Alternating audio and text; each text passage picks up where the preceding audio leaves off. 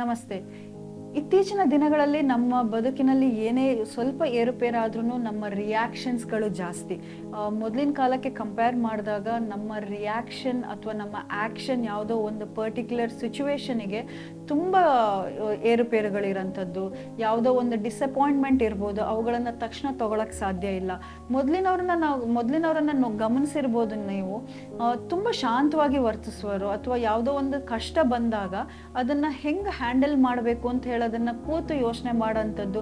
ಹೀಗೆ ನಾವು ಒಂದು ಬ್ಯಾಲೆನ್ಸನ್ನು ನಾವು ನೋಡ್ತಾ ಇದ್ವಿ. ಆದರೆ ಇತ್ತೀಚಿನ ದಿನಗಳಲ್ಲಿ ಈಗಿನ ಜನ್ರೇಷನನ್ನು ನೋಡಿ, ಎಸ್ಪೆಷಲಿ ತುಂಬ ಚಿಕ್ಕ ಮಕ್ಕಳನ್ನ ಗಮನಿಸಿದಾಗ ಜನ್ರೇಷನಲ್ಲಿ ಹೆಂಗಿದೆ ಅಂತಂದರೆ, ಒಂಚೂರನ್ನು ಡಿಸಪಾಯಿಂಟ್ಮೆಂಟ್ ಅಥವಾ ಈಗ ಇಲ್ಲ ಅಂತ ಹೇಳಿದ್ದನ್ನು ಸ್ವೀಕರಿಸೋಕ್ಕಾಗದೇ ಇರೋಂಥದ್ದು, ತುಂಬ ಬೇಗ ಸಿಟ್ಟಿಗೆ ಒಳಗಾಗೋದು, ತಾನು ಅಂದ್ಕೊಂಡಾಗೆ ನಡಿಬೇಕು ಅಂತ ಅಂದ್ಕೊಳ್ಳೋಂಥದ್ದು, ಹೀಗೆಲ್ಲ ತುಂಬ ಈ ಪ್ಯಾಟರ್ನ್ಗಳು ತುಂಬ ಕಾಣಿಸ್ತಾ ಇರೋಂಥದ್ದು. ಅಥವಾ ಈಗ ಮೆಂಟಲ್ ಹೆಲ್ತ್ ಅಂದರೆ ಓವರ್ ಆಲ್ ಸಿಟ್ಟಿಗೆ ಒಳಗಾಗೋದು, ಬೇಜಾರಾಗೋದು, ಇದೆಲ್ಲ ಒಂಥರ ಎಕ್ಸ್ಟ್ರಿಮಿಟೀಸಲ್ಲಿ ಇದ್ದೀವಿ ನಾವು. ತೀರಾ ಇಲ್ವೇ ಇಲ್ಲ ಅಥವಾ ತೀರಾ ಇರೋಂಥದ್ದು. ಯಾವುದೋ ಒಂದು ಯಾರಾದರೂ ಏನಾದರೂ ತಪ್ಪು ಮಾಡಿದ್ರೆ ಅದಕ್ಕೆ ತಕ್ಷಣ ರಿಯಾಕ್ಟ್ ಮಾಡೋಂಥದ್ದು, ಅದ್ರ ಬಗ್ಗೆ ವಿವೇಕದಿಂದ ನಾವು ಆ್ಯಕ್ಟ್ ಮಾಡದೇ ಇರೋಂಥದ್ದು, ಇವುಗಳನ್ನೆಲ್ಲ ನಾವು ತುಂಬ ನೋಡ್ತಾ ಇದ್ದೀವಿ. ಸೊ ಹೀಗೆ ನೋಡ್ತಾ ಇದ್ದಾಗ ಈ ಪ್ಯಾಟರ್ನನ್ನು ಹಿಂದೆ ನೋಡಿದಾಗ ನಮ್ಮ ಆಹಾರ, ನಮ್ಮ ಲೈಫ್ ಸ್ಟೈಲನ್ನು ಇಂಪ್ಯಾಕ್ಟ್ ಇದೆ. ನಮ್ಮ ತಪ್ಪಾದ ಆಹಾರ ಕ್ರಮಗಳಿಂದಾಗಿ, ನಮ್ಮ ತಪ್ಪಾದ ಲೈಫ್ ಸ್ಟೈಲ್ ಅಂದರೆ ಆ್ಯಕ್ಟಿವಿಟಿ ಎಲ್ಲ ಇಲ್ಲದೇ ನಮ್ಮನ್ನು ನಾವು ಸರಿಯಾಗಿ ರೂಪಿಸ್ಕೊಳ್ಳದೇ ಇರೋದು, ಅಥವಾ ರೂಪಿಸ್ಕೊಳ್ಳಲ್ಲಿ ನಾವು ಒಂಥರ ಎಡವಿದ್ದೇವೆ ಅಂತ ನಾವು ಹೇಳ್ತೀವಿ ಯಾವಾಗಲೂ. ಯಾಕೆಂತಂದರೆ ಇವಾಗ ಡಯಾಬಿಟೀಸ್ ಇರ್ಬೋದು, ಹೈಪರ್ ಟೆನ್ಷನ್ ಇರ್ಬೋದು, ಈ ಮೆಟಬಾಲಿಕ್ ಡಿಸಾರ್ಡರ್ಸ್ ಏನಿದೆ ಅದು ನಮ್ಮ ಲೈಫ್ ಸ್ಟೈಲ್ ಮೇಲೆ ಇರೋಂಥದ್ದು, ನಮ್ಮ ಆಹಾರ ಜೊತೆಗೆ ನಮ್ಮ ವಿಹಾರ. ಅಂದರೆ ನಾವು ಯಾವುದೋ ಒಂದು ವಿಷಯನ ಹೇಗೆ ಸ್ವೀಕರಿಸ್ತೇವೆ ಅಂದರೆ, ಈಗ ಅತಿಯಾಗಿ ನಾವು ಯಾವುದೋ ಒಂದು ವಿಷಯದ ಮೇಲೆ ಹೋಗೋದ್ರಿಂದಲೂ ನಮ್ಮ ಆರೋಗ್ಯದ ಮೇಲೆ ಸ್ಟ್ರೆಸ್ ಆಗೋಂಥದ್ದು. ಆ ಸ್ಟ್ರೆಸ್ಸಿಂದಾಗಿ ಮತ್ತೆ ಒಂದಿಷ್ಟು ಹಲವಾರು ಬದಲಾವಣೆಗಳು ನಮ್ಮ ದೇಹದಲ್ಲಿ ಆಗೋಂಥದ್ದು. ಇಂತಹ ಬದಲಾವಣೆಗಳು ಆದಾಗ ನಮಗೆ ಸಮಸ್ಯೆಗಳು ಅಂದರೆ, ಈಗ ತುಂಬ ಸ್ಟ್ರೆಸ್ ಆದಾಗ, ಈಗ ಬ್ಲಡ್ ಪ್ರೆಷರ್ ಅಂತ, BP, ಈಗ ಸಣ್ಣ ಪುಟ್ಟ ವಿಷಯಕ್ಕೂ ತುಂಬ ಜನ ಕೂಗಾಡಿ ಮಾತಾಡೋಂಥದ್ದು, ಅನ್ನೆಸೆಸರಿ ಸ್ಟ್ರೆಸ್ ಅಂತ ನಾವು ಹೇಳ್ತೀವಿ. ಈ ಅನ್ನೆಸೆಸರಿ ಸ್ಟ್ರೆಸ್ ತಗೊಂಡಾಗ ಬ್ಲಡ್ ಪ್ರೆಷರ್ ಜಾಸ್ತಿ ಆಗೋಂಥದ್ದು. ಈ ಹಲವಾರು ಕಾರಣಗಳಿದೆ. ಈಗ ಬ್ಲಡ್ ಪ್ರೆಷರ್ ಒಬ್ರಿಗೆ ಜಾಸ್ತಿ ಆಯಿತು ಅಂತಂದರೆ ಹಲವಾರು ಕಾರಣಗಳು. ಅಂಥದ್ರಲ್ಲಿ ಒಂದು ಕಾರಣ, ಈಗ ಲೈಫ್ ಸ್ಟೈಲ್ ಅಂತ ಬಂದಾಗ ನಾವು ಡಯಾಬಿಟೀಸನ್ನು ಹೈಪರ್ ಟೆನ್ಷನನ್ನು ಜಾಸ್ತಿ ಮಾಡುತ್ತೆ, BP ನ ಜಾಸ್ತಿ ಮಾಡುತ್ತೆ. ಜೆನೆಟಿಕಲಿ BP ಬರಬಹುದು. ಯಾಕಂತಂದ್ರೆ ಈಗ ತಾತ ಮುತ್ತಾತಂಗೆ ಇದೆ ಅಂತಂದರೆ ಆ ವ್ಯಕ್ತಿಗೆ ಬರುವ ಸಾಧ್ಯತೆಗಳು ಜಾಸ್ತಿ ಇರುತ್ತೆ ಜೆನೆಟಿಕ್ ಮುಖಾಂತರ.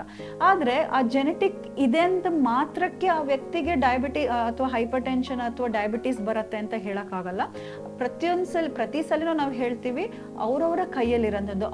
ಚೆನ್ನಾಗಿರೋ ಲೈಫ್ ಸ್ಟೈಲ್ ಇಟ್ಕೊಂಡ್ರೆ ಜೀನ್ಸ್ ಇದ್ರೂ ಅದನ್ನು ಓವರ್ಕಮ್ ಮಾಡೋಕ್ಕೆ ಸಾಧ್ಯ ಇದೆ ಅಂತ ಹೇಳ್ತೀವಿ. ನಾವು ಎಪಿಜೆನೆಟಿಕ್ಸ್ ಅಂತ ಹೇಳ್ತೀವಿ.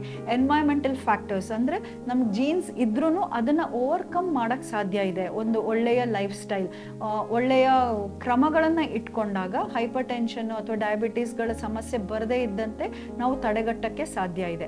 ಹೀಗೆ ಹೈಪರ್ ಟೆನ್ಷನ್ಗೆ ಹಲವಾರು ಕಾರಣಗಳಲ್ಲಿ ಒಂದು ಕಾರಣ ಡಯಾಬಿಟೀಸ್ ಆಗಿರುತ್ತೆ. ಸೊ ಮೊದಲು ಯಾವುದು ಫಸ್ಟ್ ಬರುತ್ತೆ ಅಂತ ಹೇಳೋಕ್ಕಾಗಲ್ಲ, ಅದು ಆರೋಗ್ಯದ ಮೇಲೆ ಅಂದರೆ ನಿಮ್ಮ ಓವರ್ ಆಲ್ ಲೈಫ್ ಸ್ಟೈಲ್ ಮೇಲೆ ಡಿಪೆಂಡೆಂಟ್. ತುಂಬ ಸಲ ನಾವು ನೋಡಿದ್ದೀವಿ, ಫಸ್ಟ್ ಡಯಾಬಿಟೀಸ್ ಬರೋಂಥದ್ದು. ಡಯಾಬಿಟೀಸಿಂದ ನೆಕ್ಸ್ಟ್ ಹಂತ ಏನು ಅಂತಂದರೆ, ಕ್ರಮೇಣವಾಗಿ ನಾವು BP ಜಾಸ್ತಿ ಆಗೋದನ್ನು ನೋಡ್ತೀವಿ. ಸಕ್ಕರೆ ಮತ್ತು ಉಪ್ಪು, ಇದು ಎರಡಕ್ಕೆ ಏನು ಕನೆಕ್ಷನ್, ಏನು ಸಂಬಂಧ ಅಂತ ಏನಾಗ್ತಾ ಇರುತ್ತೆ ಬಾಡಿಯಲ್ಲಿ ಅಂತಂದರೆ, ನಮ್ಮ ಶುಗರ್ ಲೆವೆಲ್ಸ್ ಜಾಸ್ತಿ ಆಗ್ತಿದ್ದಂಗೆ ನಮ್ಮ ಬ್ಲಡ್ ಥಿಕ್ನಿಂಗ್ ಆಗಕ್ಕೆ ಶುರುವಾಗುತ್ತೆ, ನಮ್ಮ ಬ್ಲಡ್ ದಪ್ಪ ಆಗೋಂಥದ್ದು. ಈ ಶುಗರ್ ಏನು ಮಾಡುತ್ತೆ ಅಂತಂದರೆ, ಹ್ಯಾಸಚ್ ಏನೋ ಒಂದು ಕಾಯಿಲೆ ತರಲ್ಲ, ಇದ್ದಕ್ಕಿದ್ದಂಗೆ ಏನೋ ಒಂದು ರೋಗ ಕಾಣಿಸ್ಕೊಳ್ಳಲ್ಲ ಡಯಾಬಿಟೀಸಲ್ಲಿ. ಅದು ಒಂದು ಡಿಸಾರ್ಡರ್ ಅಷ್ಟೇ. ಅದು ಬೇರೆ ಬೇರೆ ಅಂಗಾಂಗಗಳನ್ನು ಒಂಥರ ಸ್ಲೋ ಪಾಯ್ಸನ್ ಇದ್ದಂಗೆ, ಅದು ಇದ್ದಕ್ಕಿದ್ದಂಗೆ ನಮ್ಮ ದೇಹವನ್ನು ಹಾಳು ಮಾಡಲ್ಲ. ತುಂಬ ಕ್ರಮೇಣವಾಗಿ ಏನು ಮಾಡುತ್ತೆ, ನಮ್ಮ ಆರೋಗ್ಯ ಹೆಂಗಿರಬೇಕು ಹಂಗಿರಲ್ಲ. ನಮ್ಮ ಮಾಂಸಖಂಡಗಳನ್ನು ತಿನ್ನೋಕ್ಕೆ ಶುರು ಮಾಡೋದು, ಅಥವಾ ಕಿಡ್ನಿ ಫಂಕ್ಷನನ್ನು ಕಮ್ಮಿ ಮಾಡ್ತಾ ಬರೋದು, ಲಿವರ್ ಫಂಕ್ಷನನ್ನು ಕಮ್ಮಿ ಮಾಡುತ್ತೆ, ಹಾರ್ಟ್ ಫಂಕ್ಷನನ್ನು ಕಮ್ಮಿ ಮಾಡುತ್ತೆ. ಹೀಗೆ ಶುಗರ್ ಲೆವೆಲ್ಸ್ ಜಾಸ್ತಿ ಆಗ್ತಿದ್ದಂಗೆ ಕೊಲೆಸ್ಟ್ರಾಲ್ ಲೆವೆಲ್ಸು ನಮ್ಮ ದೇಹದಲ್ಲಿ ಜಾಸ್ತಿ ಆಗ್ತಾ ಹೋಗುತ್ತೆ.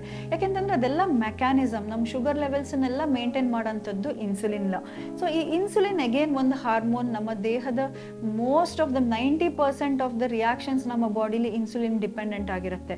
ಸೊ ಒಂದು ಸರಿಯಾಗಿ ಕೆಲಸ ಮಾಡದೇ ಇದ್ದಾಗ ಓವರ್ ಆಲ್ ಎಲ್ಲ ಸೈಕಲ್ಸ್ ಹಾಳಾಗ್ತಾ ಬರುತ್ತೆ. ಸೊ ಈಗ ಶುಗರ್ ಲೆವೆಲ್ಸ್ ಜಾಸ್ತಿ ಆದಾಗ ನಮ್ಮ ಮಸಲ್ಸ್, ಇವಾಗ ಬ್ಲಡ್ ಚೆನ್ನಾಗಿ ಫ್ಲೋ ಆಗಬೇಕು. ಈಗ ಬಿ ಪಿಯಲ್ಲಿ ಏನಾಗುತ್ತೆ ಅಂತಂದ್ರೆ ಬ್ಲಡ್ ಚೆನ್ನಾಗಿ ಫ್ಲೋ ಆಗದೆ ಇರೋಂಥದ್ದು. ಇವಾಗ ಒಂದು ಪೈಪ್, ಈಗ ನಮ್ಮ ನರ್ವ್ಗಳನ್ನ ಪೈಪ್ ಅಂತ ತಗೊಂಡು ಆ ಪೈಪ್ ಗಟ್ಟಿ ಆದಾಗ ನಮಗೆ ಬ್ಲಡ್ ಪ್ರೆಷರ್ಸ್ ಜಾಸ್ತಿ ಆಗೋಂಥದ್ದು.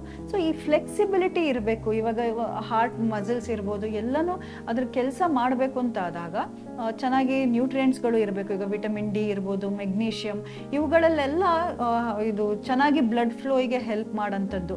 ಹೀಗೆ ಬ್ಲಡ್ ಫ್ಲೋಯಿಗೆ ಹೆಲ್ಪ್ ಆಗೋಂತಹ ಪದಾರ್ಥಗಳನ್ನು ಸ್ವೀಕರಿಸ್ತಾ ಇರಬೇಕು. ಅದ್ರ ಜೊತೆಗೆ ಈಗ ಡಯಾಬಿಟೀಸ್ ಇದ್ದಾಗ ಏನಾಗುತ್ತೆ, ನಾನು ಆಲ್ರೆಡಿ ಹೇಳಿದೆ, ಕೊಲೆಸ್ಟ್ರಾಲ್ ಲೆವೆಲ್ಸ್ ಜಾಸ್ತಿ ಆಗುತ್ತೆ. ಕೊಲೆಸ್ಟ್ರಾಲ್ ಲೆವೆಲ್ಸ್ ಜಾಸ್ತಿ ಆದಾಗ ಪ್ಲೇಕ್ ಫಾರ್ಮೇಷನ್ ಅಂತಂದರೆ ಬ್ಲಾಕೇಜಸ್ ಆಗುವಂತಹ ಸಂದರ್ಭಗಳು ಇರೋಂಥದ್ದು. ಸೊ ಒಂದು ಸಣ್ಣ ಬ್ಲಾಕೇಜ್ ಶುರುವಾಯಿತು ಅಂತಾದಾಗ ನಮ್ಮ ಬ್ಲಡ್ ಪ್ರೆಷರ್, ಅಂದರೆ ಅದರ ಆ ಪೈಪಲ್ಲಿ ಹೋಗಬೇಕಾದ್ರೆ ಒಂದು ಬ್ಲಾಕ್ ಇದ್ದರೆ ಅಲ್ಲಿ ಒಂದು ಪ್ರೆಷರ್ ಕ್ರಿಯೇಟ್ ಆಗುತ್ತಲ್ಲ, ಆ ಪ್ರೆಷರ್ ಕ್ರಿಯೇಟ್ ಆದಾಗಲೇ ನಮಗೆ ಬಿ ಪಿ ಜಾಸ್ತಿ ತೋರಿಸೋಂಥದ್ದು.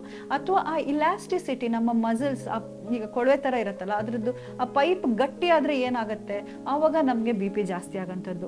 ಸೊ ಈ ಶುಗರ್ ಏನು ಮಾಡುತ್ತೆ, ಅದನ್ನು ಗಟ್ಟಿ ಮಾಡೋದು, ಹಾರ್ಡನಿಂಗ್ ಆಫ್ ದ ಮಸಲ್ಸ್ ಮಾಡೋಂಥದ್ದು, ಜೊತೆಗೆ ಹೇಳ್ದಂಗೆ ಥಿಕ್ನಿಂಗ್ ಆಫ್ ದ ಬ್ಲಡ್, ಇದೆಲ್ಲ ಈ ಶುಗರ್ ಲೆವೆಲ್ಸ್ ಜಾಸ್ತಿ ಆದಾಗ ಆಗೋಂಥದ್ದು. ಸೊ ಹೀಗೆ ಕಾಲಕ್ರಮೇಣ, ಅಂದರೆ ಹಲವಾರು ವರ್ಷಗಳ ನಂತರ ಯಾವುದೂ ನಿಮಗೆ ಇವತ್ತು ಶುಗರ್ ಲೆವೆಲ್ಸ್ ಶುರುವಾಯಿತು ಅಂದ ತಕ್ಷಣ ನೆಕ್ಸ್ಟ್ ಡೇಗೆ ಸರಿ ಹೋಗಲ್ಲ. ನೆಕ್ಸ್ಟ್ ಡೇಗೆನೆ ಅದೇನೋ ಅತಿರೇಕಕ್ಕೆ ಹೋಗಿ ನಿಮಗೆ ಹಾರ್ಟ್ ಪ್ರಾಬ್ಲಮ್ ಬರುತ್ತೆ, ಸ್ಟ್ರೋಕ್ ಆಗುತ್ತೆ, ಖಂಡಿತ ಆಗಿಲ್ಲ.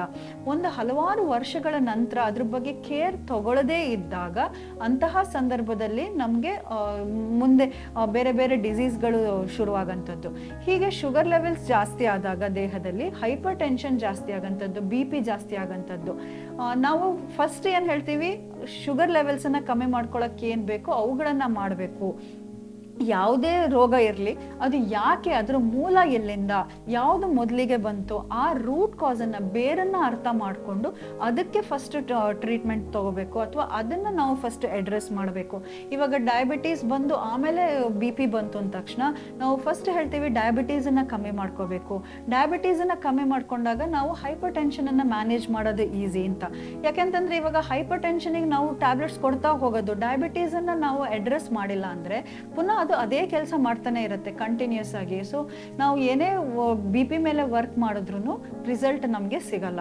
ಸೊ ರೂಟ್ ಕಾಸ್ ಯಾಕೆ ಆಗ್ತಿದೆ ಅಂತ ಹೇಳೋದನ್ನ ಅರ್ಥ ಮಾಡಿಕೊಂಡು ಅದಕ್ಕೆ ಅನುಗುಣವಾಗಿ ನಾವು ನಮ್ಮ ಆಹಾರ ಮತ್ತು ಆಕ್ಟಿವಿಟಿನ ಬದಲಾವಣೆ ಮಾಡಿಕೊಂಡಾಗ ನಮಗೆ ಬೆಟರ್ ರಿಸಲ್ಟ್ ಸಿಗಕ್ಕೆ ಸಾಧ್ಯ ಇದೆ.